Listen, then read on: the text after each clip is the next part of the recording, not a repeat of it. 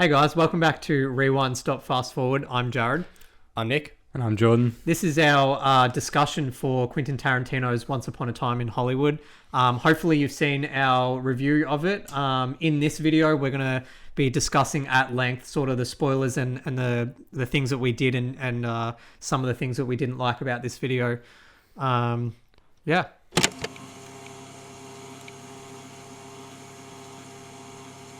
Who wants to start us off with the spoiler section? Jared, you look like you're okay. Yeah. So there's quite a few things I want to talk about. The scene where Brad Pitt's character goes to the farm and like meets all the girls there. Holy shit! Like, if Tarantino wanted to do a horror film, like that he did that perfectly. I was like on the edge of my seat the whole time. He does suspense really well. Absolutely, I think. In the Hateful Eight, like he showed that as well, and I feel like in this film, he would do a absolutely fantastic like horror thriller film. So also, I don't know if you guys noticed, but that was Dakota Fanning. I did not recognize her straight away, and then afterwards, I like looked it up and I was like, oh my god, that was she hasn't really done so much these days. Brilliant performance from her though. The lead lady, aside from Dakota Fanning, was Lena Dunham as well, of Girls on HBO. Yeah. I don't know. Was there any other? There's so many phases like you can recognize. Yeah. Like Christ, so there was even like a single shot because there was her name's Harley Quinn Smith, which is Kevin Smith's daughter. She was like there for a brief second of film. Like, there's things like that. This is at the Hollywood Ranch where the Manson family are staying, resides. Yeah. So Cliff Booth picks up a hitchhiker and takes her to the Manson family ranch. Yeah. That whole scene was just like so that was intense. a good little release of tension as well. That I was gonna say that whole sequence is part of what plays so like what Tarantino does so well playing into the whole film, because the whole backbone of the film is the idea of the Manson murders. Like, you're aware of what the story is and where it's leading to, and he plays into those expectations because when you got that scene where he's going to the farm, you know that like that's his kind of cult, like, and they're crazy like hippies pretty much, right? And like the whole time Brad Pitt's character Cliff Booth is there, you're like on the edge of your seat because you're so aware they're dangerous, and like this is a fictional character, so anything could happen to him. Exactly. So you're just like, that tension builds, as you said, and I think that's like even at the climax of that scene where he's getting the hippie to fix his tire. And the girls are like, go get Tex. Like, when Tex is riding, like, beelining for Cliff Booth, I'm like, all right, shit, we're going to see some shit. And even Tarantino, because, like, usually in a Tarantino film, I would expect there to be, like, a confrontation for that to result in something really satisfying. And it doesn't happen. It doesn't happen. He doesn't give you that satisfaction in this movie. But like, that's what I expected from Tarantino. And that's why I was pleasantly surprised when I was like, oh, you're showing a little bit more restraint in this movie than that's a good film. I've seen in the past. That's a good word to use, is like restraint, because again, one of the things he's most well known for is violence, and in this film in particular, he really holds those moments of violence for very specific moments. Like even on that ranch, there is a small moment because we don't see much brutality throughout the film really, and then when he punches that like hippie guy with the weird teeth, he like just like even that moment, like it just feels so brutal and real. It does. Absolutely. I think it's his most kind of effective kind of violence he's done in almost any of his films. Absolutely. So do we categorize this in the same way as Inglourious Bastards, in the sense that it is a moment in history that has now been fictionalized by Tarantino in the sense that what you expected to happen does not happen? Yeah. And again, he uses history to kind of like play on your expectations. Yes, but like even obviously he designed the trailer of the film, so you are going into the movie like, it's about, this is what is going to happen, this is what it's about.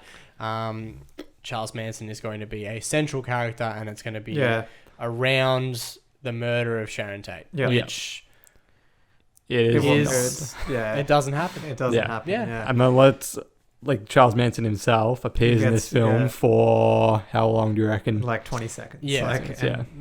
I really liked how it was kind of a throwaway, like they didn't give him that, like, that glorious, like, oh, this is my speech about how bad these, why we should kill these people and stuff. That's true. I'm really glad they didn't include that, Yeah. He respected like the actual kind of history of it, which is obviously really good. Absolutely.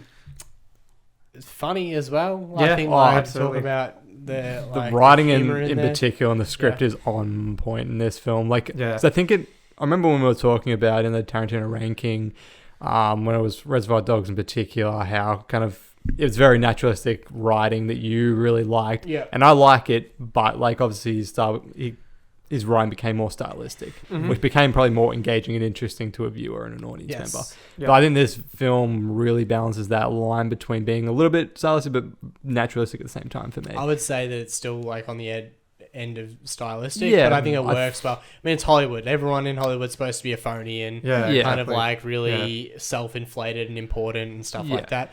I think you see that probably best in the scene with Bruce Lee, which...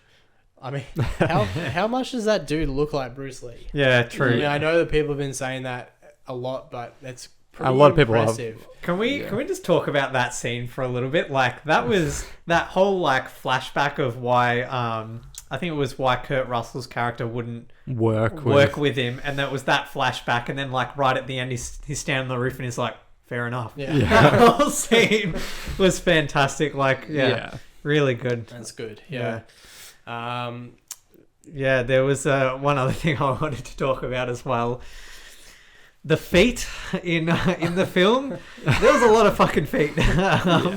That was really weird. Like, I know that Tarantino has this thing with feet, but like, man, there were so many scenes in that film where there was just really dirty feet. Just like right in the middle of the Two things. One, I think nothing will ever top Death Proof in terms of his overload of having feet shots. Oh, okay. Well, I haven't seen that, sorry. Yeah, I still think Death Proof holds the crown for that. But I actually thought even grosser than that was, I think it was Margaret Qualley, who was one of the hippies, and she was like in the car lying on Brad Pitt's lap, and she like lifts up her arm, and it's just like full armpit hair. Yeah. I don't know if you remember that. I was like, oh, God.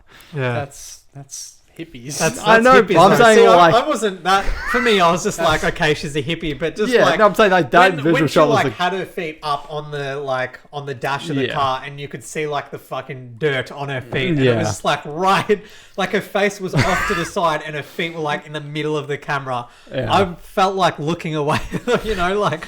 I was like, I don't have that big a problem with feet. Really? No, it's not. I don't have a problem with feet. I'm just saying that it was just like... Yeah. I don't have dirty feet, man. It's noticeable, but it's not like that. The other thing that I wanted to specifically to that point was it's like, because I'm used to seeing women's feet in Tarantino films. There's a lot of dudes' feet in this movie as well. Yeah, like, I did notice that as well. Yeah.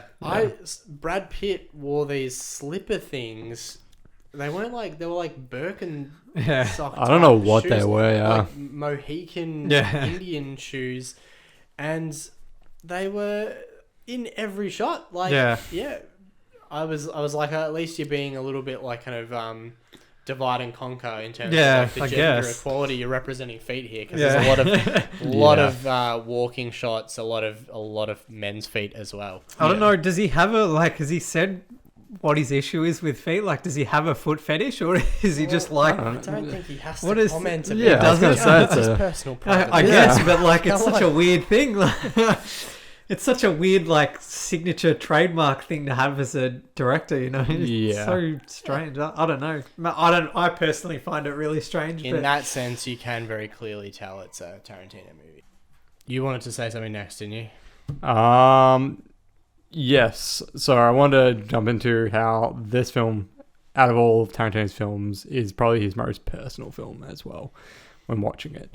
I don't know if you guys kind of agree with that or not. Yeah, no, I'm interested to hear. I wouldn't describe any of Tarantino's movies as like deeply personal to himself. So I guess their subject matter alone. Yeah, probably... but that's what I'm saying. Just the fact that this whole film focuses a lot on that era and the kinds of films that like, because obviously he has like DiCaprio's character plays a character in like a lot of westerns within the film, and that's a genre that obviously Tarantino absolutely loves. And like a lot of like between that, the kind of stories telling, the kind of characters that he has written, I think a lot of it's very personal to what he loves about cinema throughout this film. And I think that's like, I think that makes it such a kind of an interesting film as well to me, to see that on screen. I don't know if you guys agree with that, or I don't know. I'm not sure. Yes and no. Yeah. You can tell that he's obviously got a very nostalgia-like view of old Hollywood. Yeah. To the point where I'm sure that he wished he could be a part of it. Yeah. And yeah, it's obviously like you associate Hollywood with very much like kind of capitalism, and you all about the money, and you know, actors are very much about the vanity of it all and being noticed, and they play on that a little bit in the movie, but it's very much just like a love of the craft is what it comes down to for like the characters in this story specifically. It's actually interesting because now you mention it, like obviously the Manson family and the hippies in general are kind of like anti-Hollywood and stuff like that. Yeah.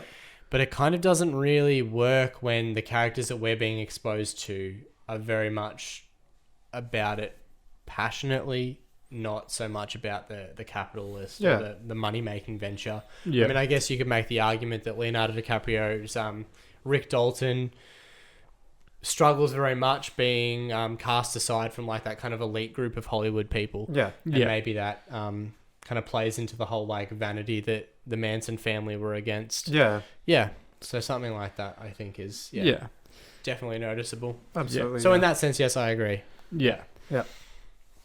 All right. So we want to talk about the end of the film quickly. I want to talk about the end of the film. Yeah. Jordan, is there anything you want to talk about before the end of the film? We can jump into the end of the film. I'm happy to do that. Do you mind if I start? Go for it. So I have read a lot about Sharon Tate and her murder in real life, and I don't know if you guys have read into it much, but it was like fucked. It was probably one of the most gruesome things that has ever happened in the history of Hollywood, you know? Yeah. And that end scene in the movie was brutal as, but honestly, if you read about like what those people did in real life, I didn't feel bad at all. Like, you know, like even though it was brutal as like that, the whole like with Brad Pitt like bashing her head against the thing, in the context of like where, you know, the characters that they're playing. Yeah. I was totally okay with it. You Oh, know? for sure, yeah. I mean, their position, I don't think I've ever had an issue with Tarantino, like, exerting excessive violence. Yeah. For our, like, entertainment or anything like that. But, like, I don't know whether it was because the violence I'm expecting from Tarantino is of a certain style. Yeah. The one where like someone gets shot and it's like blood, it's just crazy. I mean, I know like someone. I think with Django especially, he touched on violence that had a little bit more weight behind it. And the context in which kind of really illustrated like and proved a point he was trying to make. I was thinking specifically of Django where the dogs are ripping apart that. Yeah. Like that was hard to watch. But this, because there's not much violence in the film at all. Yeah. And when it comes as it does and is like, I would say like ultra realistic. Yeah, like and because it's lit quite darkly, you don't see a whole lot of blood. Like, and what you see is kind of just messed up, mangled faces. And that kind of thing. So it's like, again, like it's not that over the top nature where you're seeing blood spurting, like little squibs spurting ridiculous amounts of blood. It's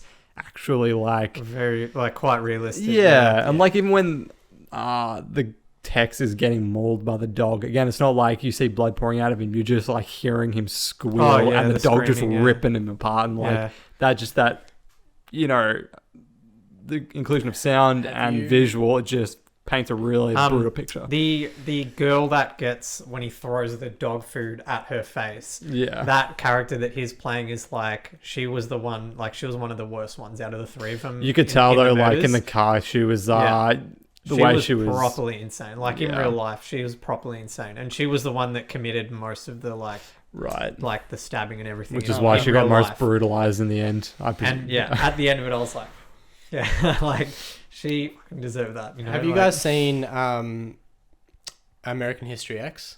No, I haven't. I have, but it's been a long time. Yeah. Do you remember the scene, gutter song. The gutter song scene, where like that emotion that I felt in that scene and the emotion that I felt watching this is about on par. Like, it's hard to describe with words, but it's very much just like... Could you give just, like, I haven't seen it. Would you be able to give me a bit of context with the scene in American History X? Sorry. So, it's about a white supremacist who, like, goes on a little bit of a rampage and kills some African Americans. Okay. And he, like, gets a gun, puts to the back of one guy's head, and he's like, you put your mouth on the curb, and you, like, listen to his teeth grate on concrete on a curb, and then like he stomps his head on the back of this dude's and, but the whole like build up of it, you're just sitting there like your gut is like gurgling, you feel really kind of sick because you're like, I know it's about to happen, and like I just feel like it's so like viscerally violent that like you feel bad watching it. This was so viscerally violent that I was sitting in the cinema and I was like, I don't feel like this feels like intense. It's just like an intense emotional feeling, in spite of the fact that they were bad people, which obviously they were.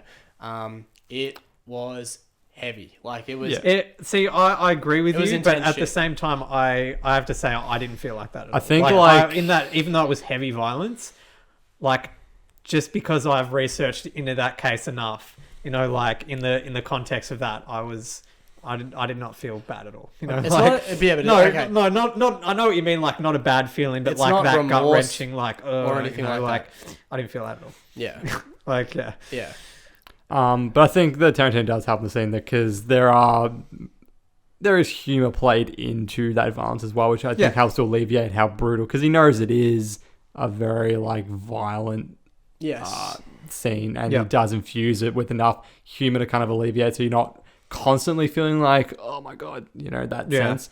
Like when Brad Pitt, because for context as well, like obviously because he's on like acid, like he just smoked an acid cigarette before all these guys broke into Rick Dalton's house, and as well as go feedback into how brilliant Brad Pitt plays his character. But just the way like he's so out of it when all these people come in, and like the way nonchalant just sort of deals with them. And like, because there's that moment he laughs as well, and he like puts his hand up and pretends that he's got a gun as well. It's hilarious, and I love that kind of the way it plays between both the violence and the humor, and that's like typical Tarantino. Like that, in a sense, that's what Tarantino does. Yeah, so well. Absolutely. Like especially when like Rick Dalton's sitting in the pool with like his drink, and I don't know what's he listening to. I don't remember. I can't even remember what he's listening to, and then the lady like. Bloody face, like with a knife in one hand, a gun in the other, like smashes through the screen. He's like, "What the fuck?" That was hilarious. Like his reaction to that. And then like veers back into what we were talking about, as well with the foreshadowing and what he sets up earlier on. So you had like Brad Pitt's kind of interaction with his dog. Yes. It's just like a scene that kind of it initially is like, let's just set up the life of Cliff Booth. Let's just show what he does, like where he's at in his life, but the kind of establishment that he has in terms of the relationship with the dog, and like you're aware of, because he kind of just trains the dog through this little like clip that you watch, but you understand what the gestures and the motion mean, so that when it happens at the end of the film, you have a complete awareness of what's happening based on what the actions are, and you know what I mean. Absolutely. I think like Tarantino did a really good job of just establishing something that like you could throw away, like it wasn't relevant or important, but like it stuck enough that when you watched it at the end of the movie, you're like, okay, this dog's about to fuck some people up. Yeah, exactly. And same with DiCaprio's flamethrower. There's a throwaway scene where he's like obviously showing a scene from a movie he's made, and then he walks into a shed, pulls out this flamethrower. Like again, a throwaway scene where you could have thought, oh yeah, he was just showing a scene from a movie that he made, like this character has made, and then like it feeds back into the end of the movie, it's a satisfying moment. Oh, definitely, yeah. It's I want to talk about sort of after the events of the Manson stuff as well. Like right at the end of the film, there's a couple of scenes where I noticed a few things, like when he goes and he starts talking to, I think it's Jay, the character played by Emil Hirsch. Yeah, Sharon Tate's ex-lover or whatever, and like sort of when he invites him up for a drink and the gates sort of open. I don't know if you guys noticed it, but like for me, that the gates kind of opened like towards the camera and Rick Dalton was standing. It was sort of like an entrance to like sort of back into the like the shining light of Hollywood. You know, the kind of alternate history that Tarantino plays with there. Roman Polanski and Sharon Tate can save Rick Dalton's career. Yeah, exactly. Whatever. Yeah. Another thing I wanted to touch on as well is the relationship between Cliff Booth and Rick Dalton as well. I think at the end scene, I'm not sure who says it, but it was something like more than a brother, but a little less than a wife, or something like that. Yeah. It was really, for me, really, really refreshing to see two male like friends that had there was no sort of conflict between them, and they were just mates. And like it is really rare to see that in like Hollywood films. I feel like it happens between like a male and a female, or a female and a female, but for me it's like in my personal experience in movies that I've seen, it's very rare to see two males that are friends that don't have some sort of conflict that divides them or something. It seems like it's a bit of a trope in Hollywood films to have that sort of like that conflict between two male characters and stuff. Okay.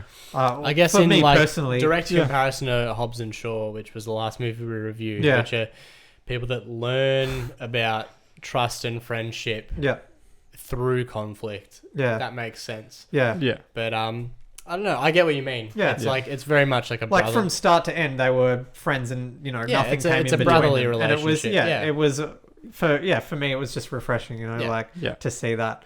That's cool. Well, I think, it's interesting because it's obviously like in a culture like Hollywood where actors are so throwaway. Yeah. Their relationship stands in contrast because obviously Rick Dalton brings Cliff Booth everywhere and it's like, here's my stunt double, like this is who I like to work with.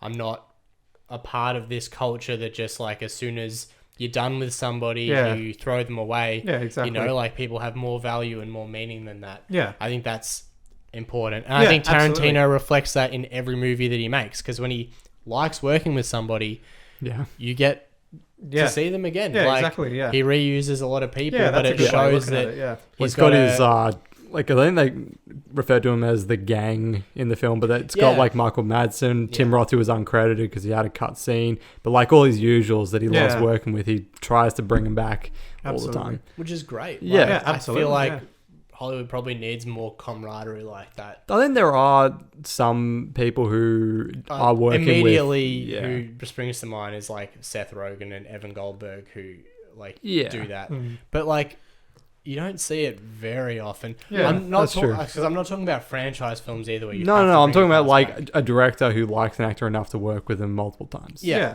But there are some directors that do that. Like even with Seth Rogen, and I think his name's Adam something Levine or something like that. He's the one who did 50-50, and he did another film called Long Shot that's got Seth Rogen again. So he's worked with him a couple times. Yeah. So like things like that, there are cases where similar to like Edgar Wright and like Simon Pegg and Nick Frost, like definitely. It's good to see. I agree. Like it's good to see that, especially with actors like Leonardo DiCaprio and Samuel L. Jackson. Well, it's like fantastic actors. It's obviously it's about more than what is profitable. Like you got your Hollywood star of the moment that that will make you money because people want to see them in a movie. Yeah. But Michael Madsen. Wait, what about him? well, he's not a profitable. Oh, but yeah. He's been in every Tarantino movie. Yeah, that's because he likes working with him. Yeah. So, we're at 15 minutes now, so I think we should probably. There's a couple more things. There's just one thing I really want to talk about. Sorry, Jordan. That's all right. The knife that is in Cliff Booth's hip at the end of the film. Yeah. I don't know. I saw a comment on Reddit about it, but someone was wondering, is he going to live or was he going to die? Like, what was the sort of result from that? You know, the way it sort of seemed like it was like, you know, they were kind of like, oh, it's all okay. And then as he drives off, it kind of sort of had that ominous scene where you can still see him in the ambulance as he's driving off on the street. Someone mentioned it on Reddit and it got me thinking you know, I don't read into that so much. I just feel like I just would say he lived. Yeah, I mean, it was only a knife in his leg. Like, he wouldn't have died from that. I don't know, but you know, there's a lot of arteries and stuff going through. I suppose, but maybe I'm thinking about it too much, but yeah.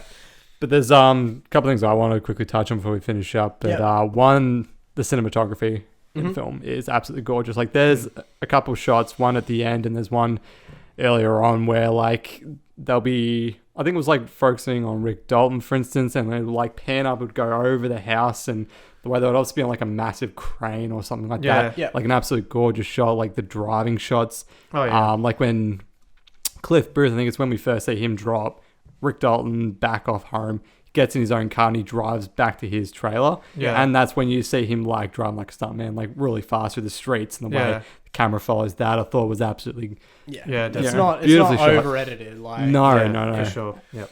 And but the other thing I wanted to quickly kind of get your opinion on is Sharon Tate in the film, because I think that's one point where I think a lot of people might get a bit frustrated by the film, in terms of her involvement, because she's not a big character in the film. And I wondered what your opinion on her was. I think it was fine. I don't think it was.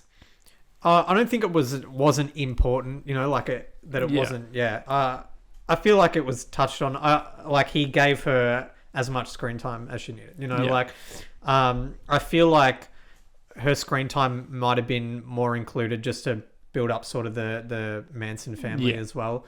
Because if you went into this film not knowing about the history of the Manson family and Sharon Tate, you'd kind of just not really understand sort of what happened in the end scene. You just kind of think it was hippies trying to, you know, go and kill some people. And obviously there's more context to it. And I feel like they touched on it enough in the film, for me. Yeah. But, she kind of just is representative of the other in the film. She's what Rick Dalton was and what he can't be at this moment in time. I think she does play really well into the kind of theme of the movie, which is obviously you know, the aging actor and trying to stay relevant in Hollywood, and then you got the young star who, you know, comes in, and it's kind of that. I think that can also kind of lead into what Tarantino is sort of saying about even himself. He's an aging filmmaker who's trying to cling on to the idea of old filmmaking, and then there's all films these days which are, you know, digital, which are things that he's against the idea of. Hobbs and Shaw would probably be his worst nightmare. But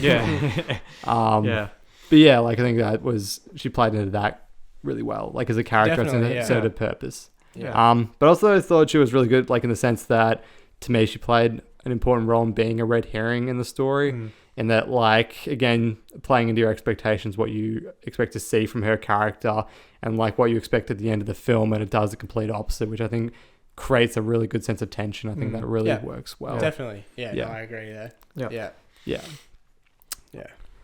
Do you have any more kind of thoughts on it? I don't think so. Yeah. There was one thing I remember mentioning in the non-spoiler about the one scene that I felt was a little bit out for me. Right. And it was the sort of the 6 months later with Kurt Russell sort of narrating over what's happened over the last 6 months. The narration was never, that's one thing I wasn't a huge fan of. I'm not a huge fan of that as a storytelling device. Yeah. But see, that's something that you see in a lot of Tarantino films. Yeah, absolutely. I didn't have an issue with the 6 months jump. That wasn't the issue. It was sort of the narration for me was a little bit jarring. It was at the end when they were, because again, I understood the purpose, because it was when they need to get, it was when they were building up to the hippies getting to the house. Yeah, exactly. And then they were Sharon Tate was here at this time, and then she went to the bar, and then she went to here. And it was a good way to get you from point A to point B as quickly as possible, and it was a sufficient way of telling the part of the story, but it's not the most like it's not the best way of telling stories. And as I was saying before, like if you went into that film and you watched that scene and you didn't know who Sharon Tate was, that whole narration of like what Sharon Tate and her friends were doing, and like it's kind of lost, you know. Yeah. So well, I never see it as I don't see it as Tarantino struggling to tell the story. That's why he refers to. Absolutely not. No, So definitely not. That's why he enjoys telling the story. Stylistic way to do it. Yeah. And I'm at the point now where I take a Tarantino film as its whole thing. Oh absolutely. So I was happy. I was on board with it. Yeah. I expected it. So. No, that's fair. Like I felt like in The Hateful Eight it worked really well. Like sort of that mid scene, the narration with that. For me, that worked really well. But in this film, it was kind of just. Was that Hateful Eight scene narrated by Tarantino? Yeah. But this time it was actually done by Kerry Russell. Which was like there was some parts of the narration in that scene that was really good, like about where he goes and does the spaghetti westerns. I enjoyed that part, but it was sort of like when it got towards the end and he starts narrating about what Cliff and Rick are doing and what Sharon Tate and everyone else are doing, and I was kind of like, it's a bit too long, you know. The directors of the spaghetti westerns in Once Upon a Time in Hollywood. Were they directed by the same characters in universe as the I read up about them. One of them was the one that you pointed out. Margaret. From Inglourious Basterds. I heard that and I was like, is he like doing some like in universe like hokey pokey shit here? There was a lot of hints like that. Like in the Western film as well. The actor that played Joe Gage in Hateful Eight. And that's Michael Madsen, Michael Madsen, he was in it, and he was wearing literally the exact same costume, like same necktie and everything. Yeah. And I was like, hold up a second. So I feel like there was quite a lot of little hints throughout the whole film that I reckon I might need to see again just to pick up on everything. Yeah, I think I'm going to go see it again tomorrow, actually. Yeah, definitely, God, there's so much more you could keep talking about this film. Absolutely, we're definitely out of time. Yeah, for but sure. Before, I want to get everyone's kind of ranking again with this in it, if that's possible. If you guys can remember off the top of your head what your ranking of the films are. So I'll start with you, Jack, 'cause I think you've got the shortest list. I've got the shortest list. So my first was Inglourious Basterds and my second was Hateful Eight. I'd probably put this one at third, I reckon. Okay. Yeah. Like I really enjoyed it, but I still don't think, in my opinion, it was as good as Hateful Eight. Yeah. I know a lot of people are going to disagree with me on that one, but Okay. So my number one was Inglourious Basterds, number two Pulp Fiction, number three Reservoir Dogs. I would probably put it at 4 or 5. In and around that Kill Bill area. But I do feel like it's going to be one of those ones that probably creeps higher the more I watch it. Yeah, absolutely. I think it could be the same for me as well, but mine's pretty high, like as is already after just seeing it the once. Like I really want to see it again, but because I got Inglourious Basterds at 1, Pulp Fiction at 2, 3 is Kill Bill Volume 1, Volume 2, and then 4 I would put Once Upon a Time in Hollywood. It's such a unique Tarantino film. That's like how I view it, because like if you look in context to his other films, you know, it's such a different style. It's more akin to done, even like not Reservoir, but Jackie Brown. I'd say this is most akin to that film, because that film is also a very different type of film. But for me that hasn't seen that, it's a very unique Tarantino film, which is why I'd rate it above like the other ones that I've seen. That's fair enough. Well, go see it. Definitely go see it. It's not go see it's not like a don't watch this. You might not like it. Like I think, you know, you're gonna like it. It's a different Tarantino film, but it is. But in saying that, like again, if I had to get into the mindset of general audiences, because this is not a film that is aimed at necessarily general audiences to me. Like there are films of his in his filmography that are like Inglourious Basterds are more like entertaining, so to speak. With to me, this film is a little bit like, for me, I can see a lot of people feeling that this might be a little bit slow, and because it doesn't really dig into the Manson murder stuff, I can see people maybe not enjoying it for that aspect. I don't know. I'm just saying, if I'm to say disagree with on behalf you on that one, of, I'm taking my girlfriend tomorrow, so and my she's parents are going to see it as well. So it'll be interesting. She's not a huge Tarantino fan. So I'll let you know. I think any like mature general audience will enjoy this film. Like I guess it's not for young No, and there's a lot of like, again, there's a lot of stuff where like you'll be spending scenes where he's like on an old movie set, and like I think things like that, some people might not have as much appreciation for that kind of filmmaking, so that kind of stuff people might just feel like drags because they're like, I don't know, but like between those scenes, you know, like you have the scene where he breaks down and is like, I'm never drinking any whiskey, and then he drinks whiskey, and then he goes out and delivers that performance, and then afterwards, like you see him start crying.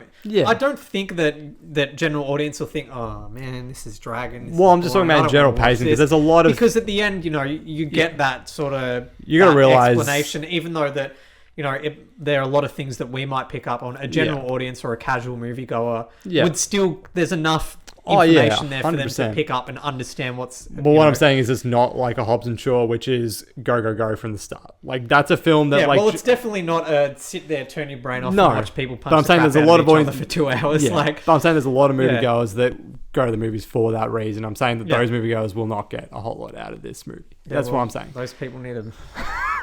Well, everyone has their own preferences. There's better movies than that.